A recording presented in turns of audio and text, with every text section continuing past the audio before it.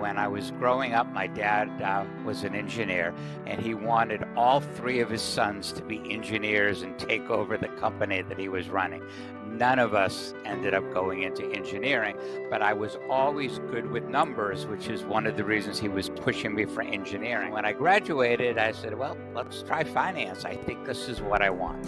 My first job was as a financial analyst, and I loved it. There's a tremendous shortage of accountants right now. Do you see that there is any specific reason? You can be the best technical finance person and not be successful because you cannot communicate.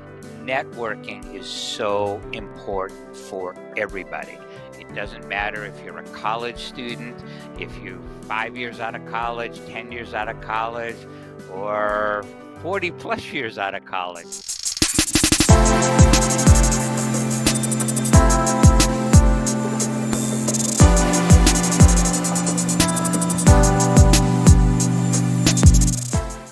Hello, Professor Steven. Welcome on Narratives of Numbers.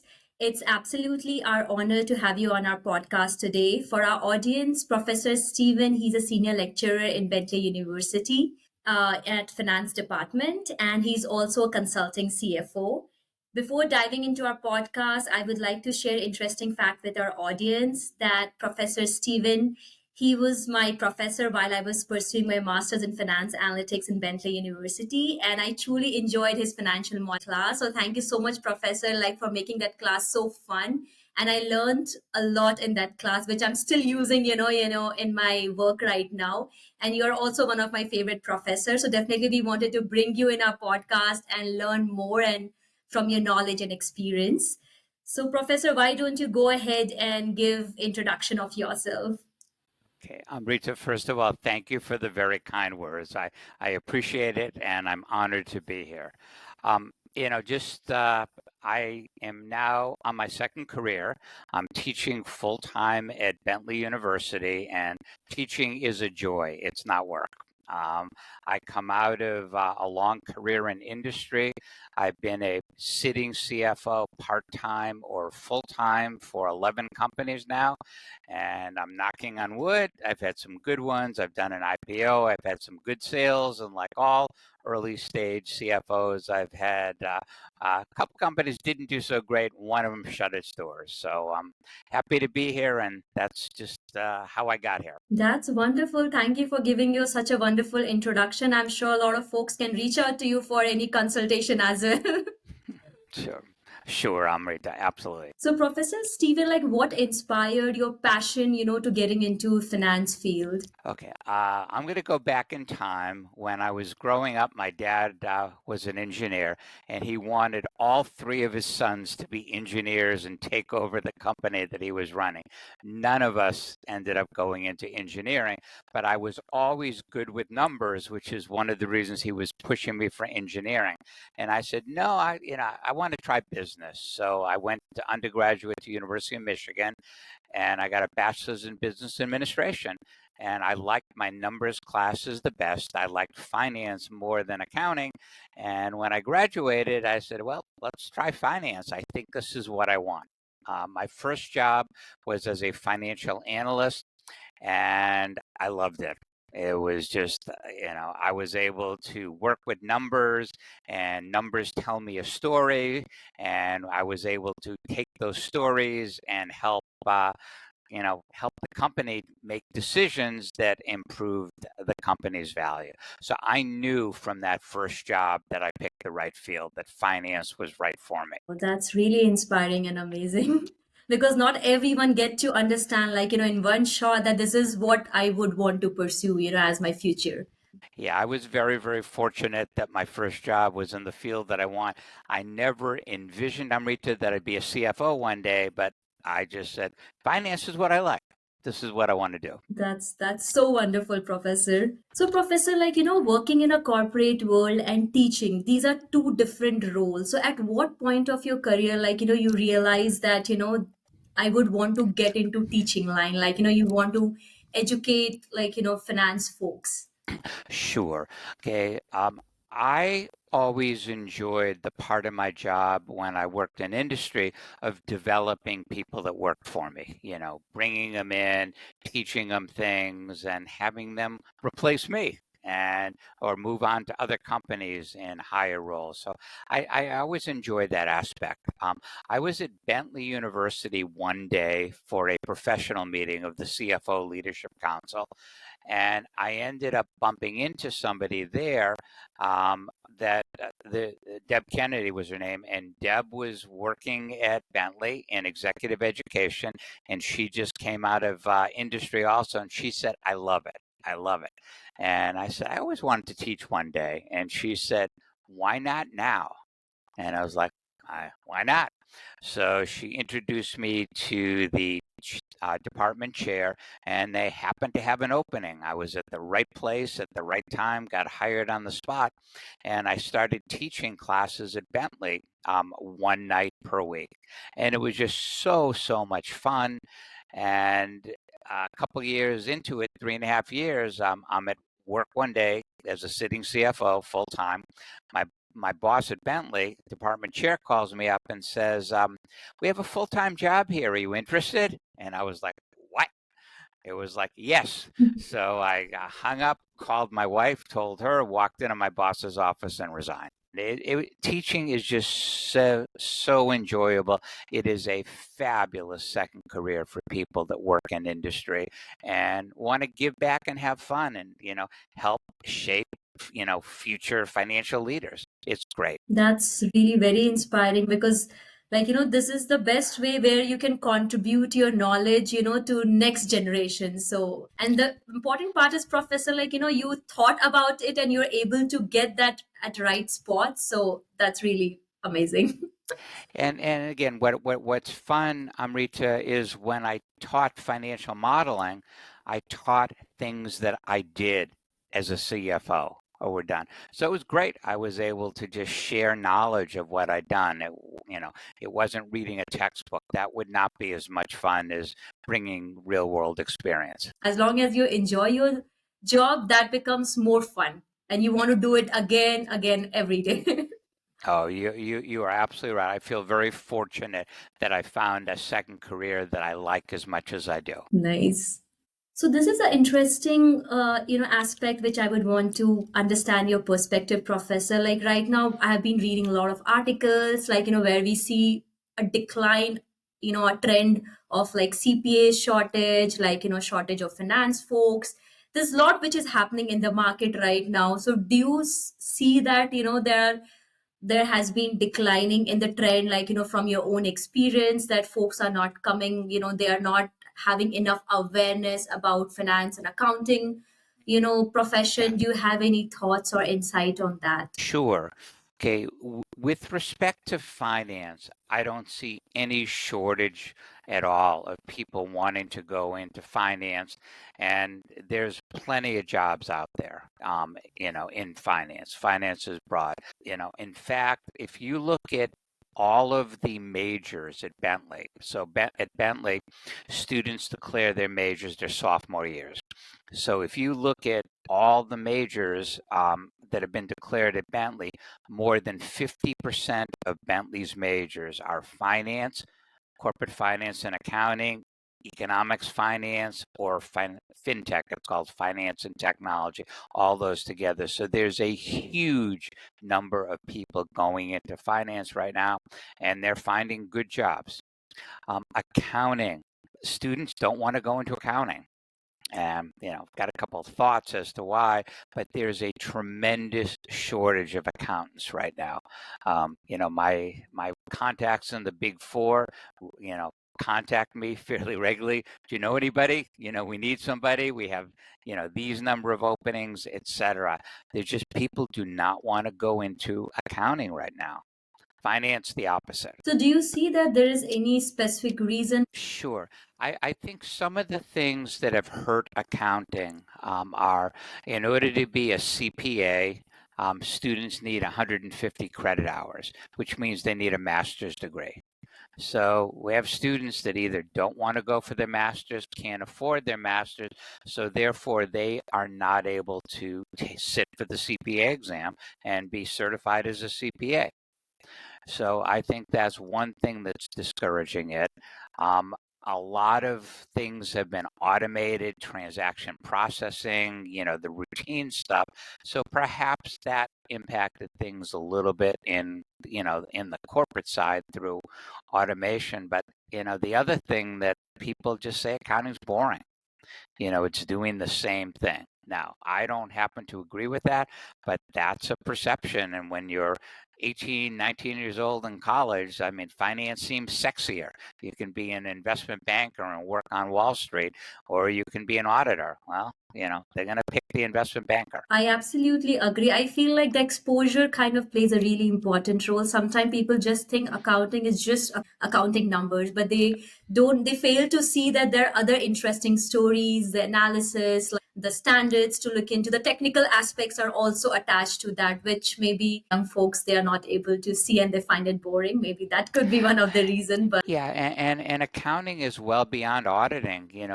When I was graduating from college years ago, there was a lot of jobs as auditors. I didn't want it. I could have gone into accounting. Mhm. Auditing wasn't of interest to me. I wanted to be in a company, hands-on, and actually do things, own my work, not walk into a company, check it for an audit, and walk away. So I think, perhaps universities could do a better job talking about non-auditing accounting jobs. Like you said, there's a lot of interesting things that accountants can do and do. Exactly, yes. Yeah, I can definitely vouch for that. There's so many things, interesting things like lease accounting. It's like new standard, new things to learn and do stuff. So, Professor, I have a want to understand. You did mention that you don't see a decline in the finance side. Like, and the people you do see more enrollment in the college as well. For the finance degrees, but not too much on the accounting degrees. That's Correct. correct, right? That is Okay. 100% correct. Yeah. I mean, accounting used to be the largest major at Bentley. Now I don't even think it's in the top five. And, Mhm. Bentley So was known folks as are an more accounting school. interested towards finance analytics kind of a job more than the accounting side. Absolutely. Okay. Finance and business analytics a lot. Absolutely. Yeah, thank you for sharing that insight, Professor. I want to share that fact with audience that obviously there's right now everything is revolving around analytics because everything is right now about data. So I think right now all the education is like even if it's accounting, people are trying to link that with analytics. So like a lot of job openings are there. Right. So even if I would encourage folks to go and do accounting major, but maybe you can do accounting analytics. The analytics you Absolutely. get to learn the technical side of it, and then you have like accounting plus technical knowledge both. So that kind of enhance your profile more better.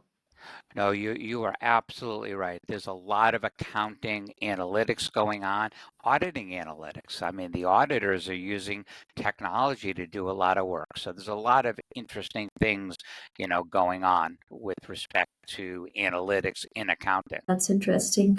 So, Professor, I think we lot talked about technology. So definitely we have to talk about AI because I think everybody has been talking about that a lot. So do you know how AI has been impacting the finance sector and has it any impact right now which you have seen while you're teaching folks in Bentley University? Sure. Okay. I will say that every single field, marketing, finance, accounting, human resources have all been impacted by AI. So AI is impacting all of industry. Okay. Having said that, there's tends to be a business analytics group that leads a lot of the AI. So not everyone in industry has to be an expert in AI. You have to be comfortable using technology, but somebody else is going to be, doing writing the code to get the information pulled out of the data. It's interesting how AI is impacting education. I had a wake up moment a couple years ago. I was teaching financial modeling, and the final exam had a question on writing VBA code, Visual Basic Code, which is, one of the learning requirements for the class. And when I was testing the code that the students wrote, I was also looking at it as well. So I'd run it. Great, it looks perfect. Then I started looking at it and I realized there's commands here that I didn't teach. All right, maybe the student learned on their own. But then I realized a handful of students had exactly the same code with exactly the same commands. They were using AI. This was a hybrid class, so all the exams were done remotely. So I was surprised. So I was like, all right, lesson learned. I can't have somebody do that because it's really easy to go to Chat GPT, say, write VBA code to do this. So with respect to my teaching, okay, I have to be aware of that. So I have to, when I have exams that are students can take in an unsupervised environment, I have to recognize that AI may be used. So that's not a good thing for the students, though, because I believe if a student is using AI, they're not learning as much. Now, let's take it to the corporate world. So a student who just graduated has really come to with AI. All right, I'm going to use AI to solve something. Well, there's a couple of things. Number one is if the boss says, hey, explain this, the student may not be able to explain it because they got the answer without working it through, so they don't understand it. And then number two, the AI may be wrong. Now, I got concerned after that financial modeling class, so I ran my undergraduate finance exams through Chat GPT because I was teaching that class next semester. And I was very happy to see that Chat GPT got more than half wrong. So there still is a lot. AI is great, but AI doesn't do anything. So if a student took my exam through Chat GPT, they'd fail it because they have to understand the context. And a lot of it is, oh, tell me how to do this formula, write this code to do that, it'll be perfect. But do an analysis with some critical thinking, AI is not there yet. Now, on the positive side, I tell students that AI can help them at Bentley. Now, how? If you're trying to do something and you're stuck and you're looking for ideas, ask ChatGPT, ask AI for ideas. All right, what are the trends going on in AI and finance? Well, you'll get some thoughts out there that you can pursue. Thanks to Jack McCullough, who you may or may not know, I am now a contributor to Forbes.com. And when I write my articles for Forbes.com, every once in a while I get stuck. I can't figure out an efficient way to phrase this sentence. So I'll run that sentence through ChatGPT and it'll give me some alternatives and I can use it. So I tell the students, if you're writing, you can't use ChatGPT to do the writing, but if you're trying to figure out a way to word something, ChatGPT can be very helpful for giving you options to reword a sentence. So I think, in industry, it's critically important. If I were studying CIS, computer information system, I would need to know how to program, and do things in AI. But as a finance person, I don't need to worry about programming in AI because someone else is going to do it. I just need to know how to run it and know what its limitations are. Awesome. I think you have put it across in such a good way, Professor, because right now people say like everything is gonna taken care like by AI, and I don't agree with that. Professor, what are some key courses which you would advise our students like which could help them to match with the AI generation? So do you have any top courses which comes in your mind which student would be interested in? Sure. Okay, I'm gonna venture a guess that most colleges, if not nearly all colleges that have finance majors, people are going to take the same types of classes. You're going to take, basic finance, advanced finance, you'll take international finance, etc. So what I think is going to help someone get ready for a job is number one, financial modeling. So that is now a requirement at Bentley for all students. It's corporations are expecting new graduates to be Excel whizzes. Particularly if you're going to be working with data, you got to be a pivot table expert, and you got to be able to take large amounts of data and work with it and manipulate it. The other thing that someone may ask to be do would be simulation. So, I would say if you take an Excel, make sure you're proficient at pivot tables and make sure simulation. Those, I think, tie nicely into the AI. Okay, the other thing may surprise you a little bit, Amrita, on this answer, but this is ChatGPT is going to give you something. It's going to give you a report, it's going to give you code, etc. But you got to communicate it. Communication is so critically important in business. You can be the best technical finance person and not be successful because you cannot communicate. So Bentley added a new class in the new curriculum, multimodal communication, which I think is super important. I never had that in graduate or undergraduate. I had to learn how to communicate on the job. And fortunately, I had one boss in particular that invested time with me to teach me how to communicate. But whether it's communicating orally, whether it's writing a memo, how do you write a memo and get your point across? How do you do a PowerPoint presentation if you're presenting to a larger group? And how do you use other software tools to present data like Tableau? So I would say that I would recommend that every finance major make sure they take a communication class, because you will be held back if people cannot communicate. That's a very useful suggestion, Professor. Definitely a key. If you don't communicate, like, you cannot solve your problems. Like, do you think, are there any top skills which comes to your mind, like, which can help all the finance folks, like, to do their job more better in the AI world? I would say, any skills which you think they should be a must skill which they should have. Yeah. So this is my view of what someone needs to be successful. You need to have the technical skills in finance. You need to have the communication skills.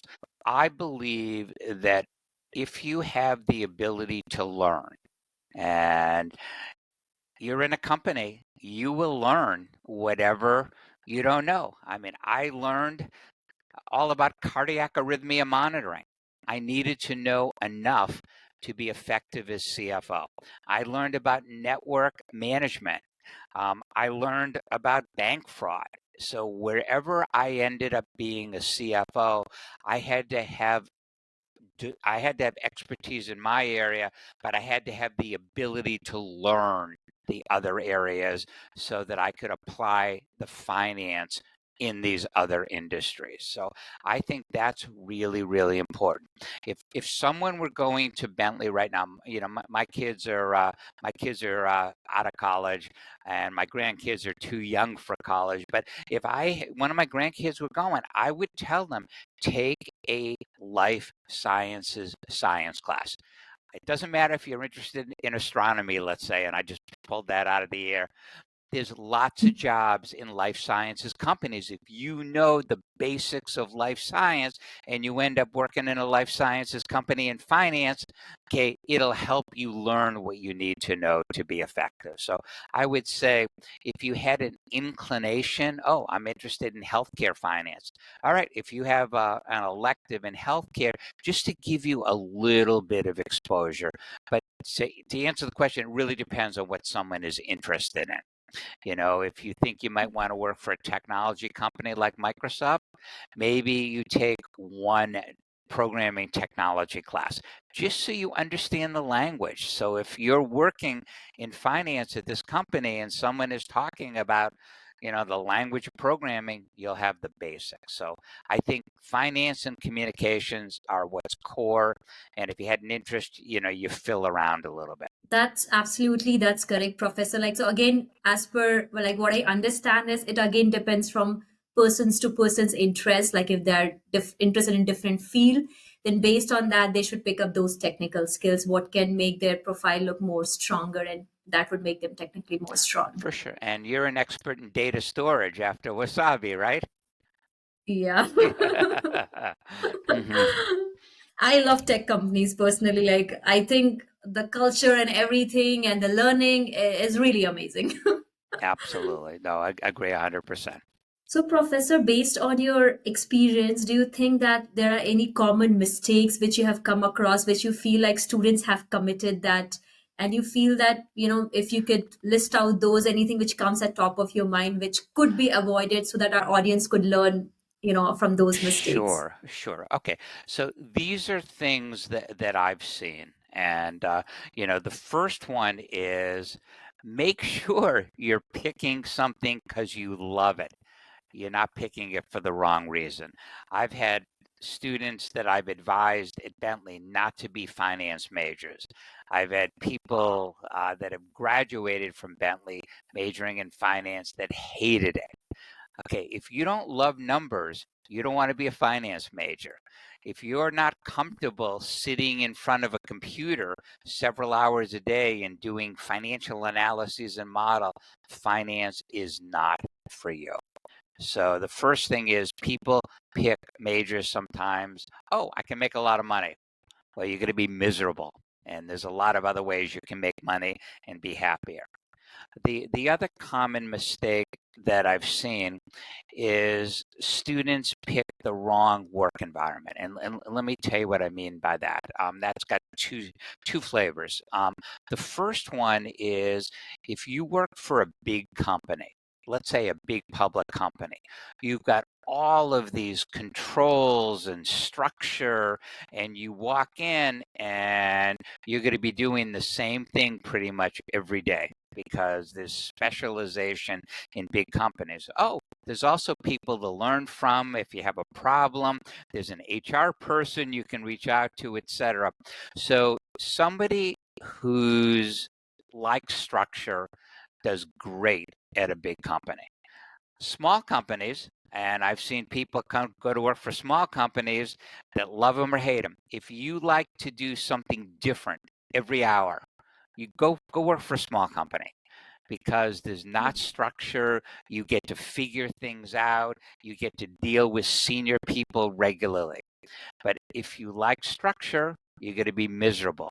If you like flexibility, you're going to be happy. If you like flexibility, you're not going to be happy in a big company. So people need to, kind of look at who they are and what is the environment that they think they're going to fit best into. The other thing that people don't really capture and think through when they're graduating is, oh, I want to be an investment banker. All right, great. I mean, if you're fortunate enough to get in, wonderful. You're going to be working 60, 70 hours a week regularly. And you know what? And I can tell you because I worked a lot with investment bankers. So the partner, the head guy, the director, the manager, and then the associates and the analysts meet with clients. And we agreed to do something, and the head guy looks at the analysts and associates and say, all right, it's 6 o'clock. I want it ready at 8 o'clock tomorrow when we meet again.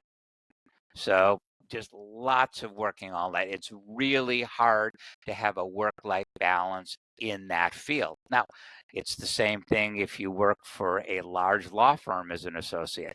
If you work at, as you're going through training, in med school and residency, people need to understand and ask yourselves, are you going to be happy doing that? You don't want to start a job and be miserable and walk away. So I think those are the things I tend to see, are you picking the right career and are you picking the right environment, big, small, and also what's the work environment? Is that really what you want? Absolutely. I can't agree more with you, Professor, especially your work environment. And if you're not loving something, I've seen people like getting stuck with that and it gets difficult for them because if you've already spent a couple of years, you feel like I've already made my career here. Now it gets difficult for me to pull back. But yeah, if you have that clarity from the beginning, that makes your life more easy, and there's nothing wrong, to change your career if you're not loving it. Oh, you are absolutely right. Someone right out of college in their 20s, 30s, it's much easier to change careers than when you're, Exactly. And that's the get time where older. you can experiment things like, you try different things and then you see what you're gonna love.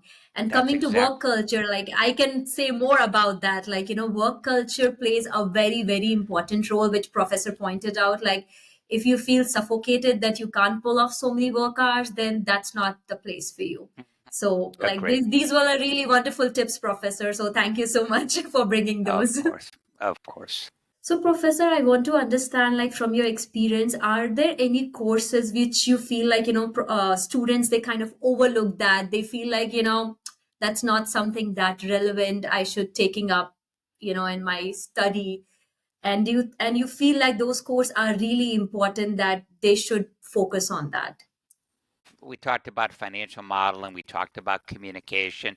If you think you may want to go into life sciences, take your science elective as, life sciences. But there is one other thing that is so important.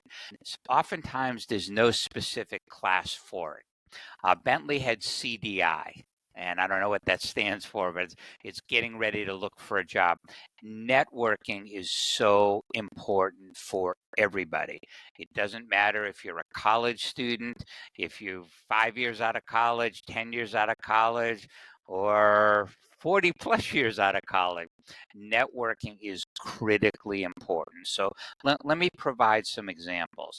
So I have students come to me and say, I don't know what I want to do in finance, but I like finance.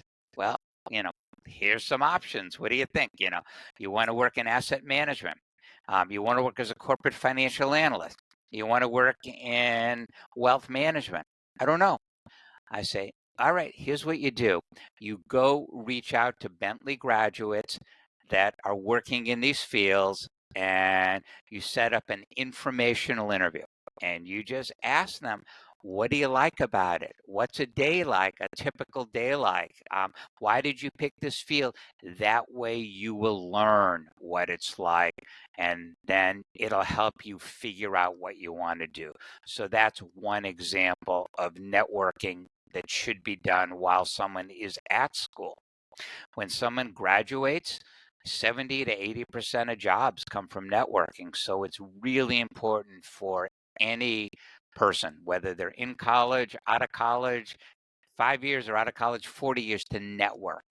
Build your network. It will provide you with information, answers, and eventually job leads. Absolutely. I 100% agree with you, Professor, because I think through network, like, I am a perfect example. I think I have got all my job except my first job through network. So I know the power of network. And definitely, as Professor mentioned, like, with everything, your study and overall development network, if you have right network, that's going to take you long way. It's not just in terms of job change, it also helps you learning, as Professor mentioned. Rita, pat yourself on the back. When you were networking, when I talked to you years ago, how many job offers did you get? I had four full-time job offers, and like I'm thankful to you, Professor, because when you network with someone, like I can vouch that they give you some kind of suggestion. Maybe out of five, two would work for you. So it's always good when you talk to someone. It's always an eye opener. You learn something and you try to implement that, and that definitely really helped me. And I remember that was a COVID time where all the layoffs, and it was really difficult time for international students specifically, like with the visa sponsorship. But I was so lucky that I cracked four full-time offer, and all because of my networking. So yeah, networking plays a very, very important role. So what advice, Professor, would you give to folks who are in their very early stage of finance career, like quick tips which comes to your mind, like which could really motivate them Sure, and help them. absolutely. So, number one, the advice I would give is, okay, volunteer. Volunteer for projects. You want to be the busy person. So, volunteer, get involved in as many things as you can. Ask questions. You want to learn. Number two, network. even when you're working, you want to network, because that's going to help you in the future when it comes time to look for the next job. And what I'll say is, this is what somebody told me earlier in my career. It was great advice. When you stop learning, it's time to find a new job. So as you're working, volunteer, learn as much as you can. And then when it's totally routine, day in, day out, then it's time to find something else. Thank you, Professor. I think, yeah, those are valid points, I would say, like, because I can completely agree. When I was at early stage of my career, I think I did made mistakes. Like, you don't ask questions, and then, you learn from your mistakes. No, and Amrita, everybody makes mistakes. I was not a good networker till I was 40 years old. Thanks to Bentley University, because I myself was not very good at networking. And now I know the power of networking, that it really helps you. It has really helped me in being what I am today, in projecting what I am today. Like, people know me because at some point of time, it's important to market what you are, what you stand for. And that can only happen when you network. Agreed. I agree. So, Professor, this is the last question of our podcast. And, like, what is your vision, like, about the finance industry and finance education, where it's going to be, like, based on your experience so far? Wow. Okay. I know that's a very broad question, Yeah. but it's always good to know, like, different people, like, you have so much of tons of experience. I'm sure you have a different vision Yeah, altogether. yeah. Amrita, I may be old-fashioned in this, but I think 100% online education is not as effective as being in a classroom and discussing issues and interacting with other students and the instructors. So what I fear is that education is going a little bit more towards asynchronous. It's you take the class when you want and you're doing it all online. So I don't think that's great. I think in class is always going to be better. So I think in terms of going forward, I think there's going to be more and more moving online. And I would encourage anyone going to school, to the extent you can do it, even if it's online, but it's synchronous. It's like our podcast here. If we're interacting, we're talking. I think there's so much more to gain by speaking to other people. So I mean, I hope I'm wrong that it doesn't move more towards asynchronous, but that's kind of what I see it going towards. Awesome, Professor. Thank you for sharing such a insightful stuff, what you talked about. I'm sure this episode is going to be really useful and insightful, especially for all the folks who are going to pursue their career in finance.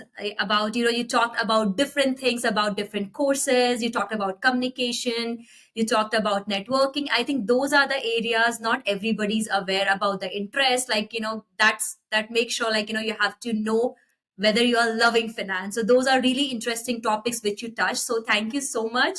It was really wonderful having you here. Okay. My pleasure. Thank you very much for inviting me.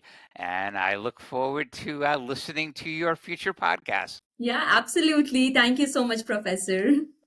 Okay.